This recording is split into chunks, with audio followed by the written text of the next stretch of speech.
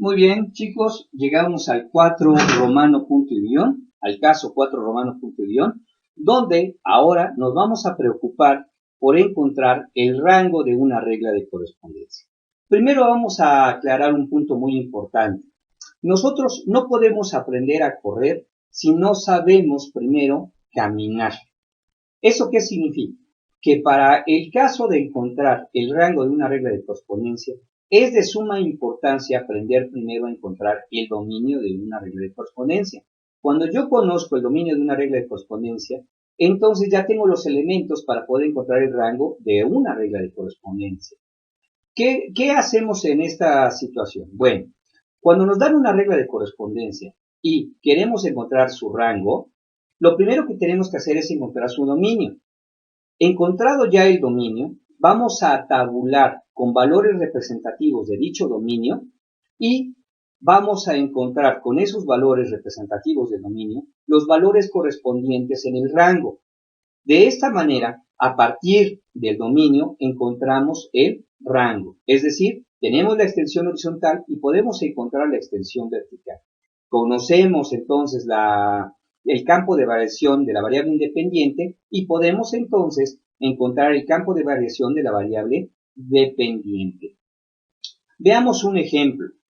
A ver, ¿qué pasaría si yo les dijera en este momento encontrar el rango de f de x igual a 3?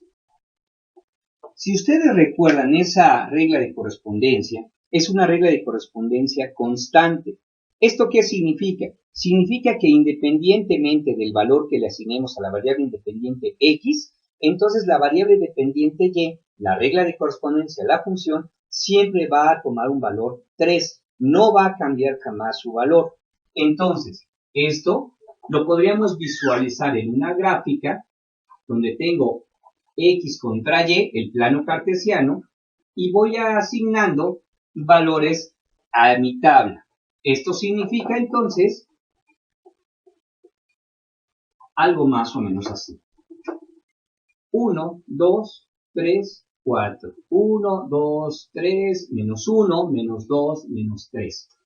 Independientemente del valor que yo le asigne a la variable independiente x, la variable dependiente y siempre va a tomar un valor 3. Acuérdense que esta regla de correspondencia que escribí como f de x igual a 3, se puede escribir como y igual a 3. O incluso podríamos haberlo escrito como y menos 3 igual a 0, como si fuera una ecuación. Bueno, entonces significa que la y siempre va a valer 3. Aquí está. Denle el nombre que ustedes quieran, así, así o así. Esta sería la gráfica de esa regla de correspondencia.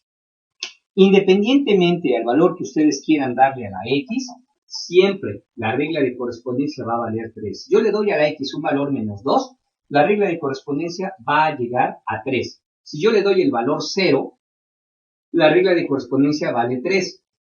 Si yo le doy a la x el valor 3 positivo, también la regla de correspondencia va a valer 3. Entonces, sin importar el valor que la x tome, entonces vamos a considerar que la regla de correspondencia siempre tendrá un valor 3. Podríamos escribir esto como que el dominio, si ustedes se acuerdan, es una x que pertenece a todos los reales sin ninguna restricción, o incluso que x pertenece a un intervalo abierto entre menos infinito y más infinito, o incluso como que la x va a estar acotada, pero no tocada con el menos infinito, y acotada pero no tocada con el más infinito. Mientras que el caso del rango, el rango es una y que siempre, toda la vida, va a pertenecer a los números reales, pero con un valor constante llamado 3. Listo, aquí está nuestro caso muy particular de esta regla de correspondencia. 2. ¿Qué pasaría si yo les pidiera encontrar el rango de la regla de correspondencia f de x a valor absoluto de x más 4? Observen algo, por favor. Ya habíamos dicho que en el caso de este tipo de reglas de correspondencia, ya por defecto, el dominio será el conjunto de los números reales o una parte de ellos según la regla de correspondencia.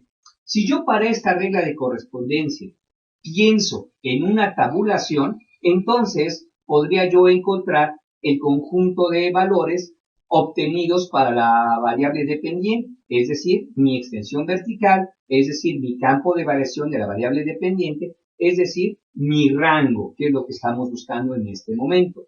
Entonces, de entrada, recordemos que para este tipo de reglas de correspondencia, el dominio es una X que pertenece a todos los reales. Bien, eso significa que la X pertenece a un intervalo abierto entre menos infinito y más infinito.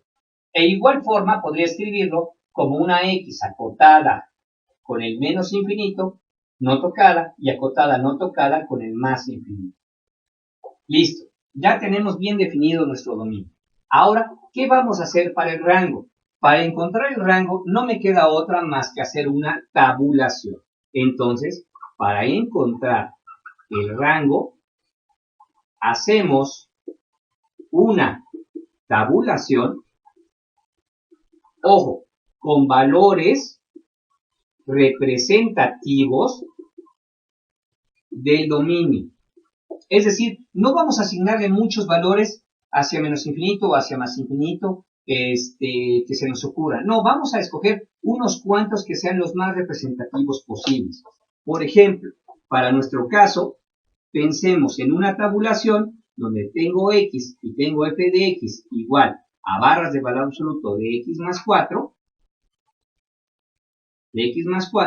y en esa regla de correspondencia vamos a sustituir valores que en este momento se nos ocurran para la variable independiente. Se me ocurre poner aquí un menos infinito como una representación de una cantidad tan enormemente negativa. Acuérdense que el infinito no tiene un valor específico numérico, pero nos sirve para simbolizar una cantidad enormemente muy grande, en este caso negativa.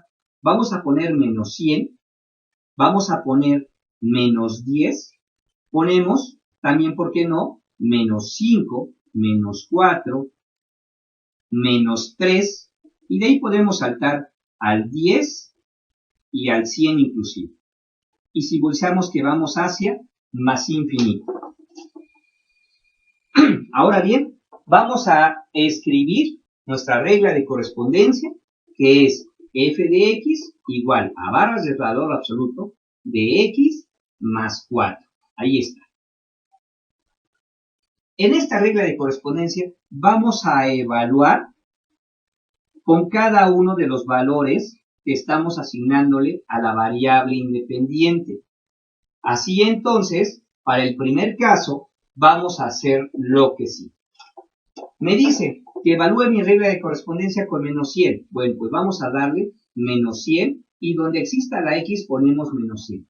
Si resolvemos este ejercicio, me queda que f de x es la regla de correspondencia del valor absoluto de x más 4. Entonces, x vale menos 100 más 4 sería menos 96. Cuando trabajamos con el valor absoluto, hay que recordar algo muy importante. El valor absoluto representa el valor positivo de una cantidad, sin importar el signo original, Otra forma de pensar el valor absoluto es que el valor absoluto denota la distancia que existe entre el 0 y una posición dada en la recta numérica. Recordemos entonces que no hay distancias negativas. No hay distancias negativas. Puede existir posiciones negativas o positivas, pero no distancias negativas. Entonces, a partir de estas dos formas de analizar el valor absoluto, se me ocurre entonces ponerles a ustedes una recta numérica donde tengamos el valor 2 y tengamos el valor menos 2. Entonces, ¿qué significaría esto? Significaría que sí puedo tener la posición menos 2. Cuando hablo entonces de 2 negativo o 2 positivo en color negro, entonces esto denota posición. Y efectivamente, sí puedo tener una posición positiva o una posición negativa. Pero si yo hablara de la distancia que existe del 0 a cada una de estas posiciones, distancia que hay de este 0 a esta posición, o la distancia que hay del 0 a esta posición, entonces la distancia que existe es de 2. 2 en valor positivo. Entonces, hablar de esto, hablamos de una distancia. Entonces, el valor 2 en color azul me denotará la distancia, no la posición. Entonces, la distancia siempre, toda la vida, será positiva. La posición, sí, la posición sí puede ser positiva o puede ser negativa, dependiendo dónde nos encontremos en la recta numérica. Bien, si hacemos caso de lo que acabamos de decir en este momento, entonces ya podríamos decir que para este ejercicio el resultado sería 96 positivo. De la misma manera, trabajamos con los casos siguientes. Si yo le doy ahora menos 10 más 4 serían entonces menos 6, pero en valor absoluto menos 6 se convierte en 6 positivo. Si yo le doy ahora menos 5 más 4, menos 5 más 4 sería menos 1. En valor absoluto es 1 positivo. Si yo le doy menos 4 a mi regla de correspondencia, la evalúo con menos 4, entonces sería menos 4 más 4. Pero menos 4 más 4 es un 0, así que entonces valor absoluto sigue siendo 0.